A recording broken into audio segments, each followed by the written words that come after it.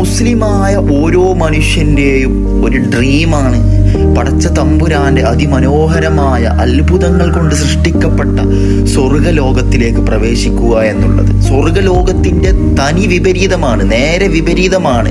ശിക്ഷകൾ കൊണ്ട് ഭയാനകരമായ, ഒരിക്കലും സഹിക്കാൻ പോലും ഒരാൾ പോലും തിരിഞ്ഞു നോക്കാൻ, രക്ഷപ്പെടാൻ ഒരു മാർഗവുമില്ലാത്ത നരകത്തിൽ നിന്ന് രക്ഷപ്പെടുക എന്നുള്ളത്. ഒരാൾ അല്ലാഹുമ്മ അജിർനി മിനന്നാർ എന്നുള്ള പ്രാർത്ഥന പതിവാക്കുകയാണെങ്കിൽ നരക വിമോചകനായിരിക്കുമെന്ന് പ്രവാചകൻ സല്ലല്ലാഹു അലൈഹി വസല്ലം തങ്ങൾ പഠിപ്പിക്കുകയാണ്.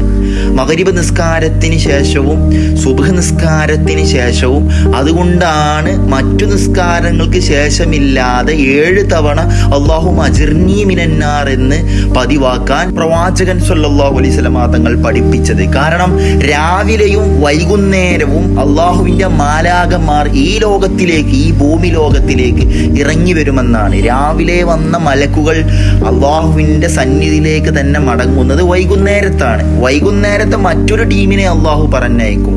ആ ടീം മടങ്ങുന്നത് പ്രഭാതത്തിലുമാണ്. അതുകൊണ്ടാണ് റഹ്മത്തിൻ്റെ, കാരുണ്യത്തിൻ്റെ ആ മലക്കുകൾ ഇറങ്ങുന്നതും പോകുന്ന സമയത്തിലും അല്ലാഹുമ്മ അജിർനി മിനന്നാർ എന്ന് പ്രവാചകൻ സല്ലല്ലാഹു അലൈഹി വസല്ലം തങ്ങൾ പതിവാക്കാൻ പറഞ്ഞത്.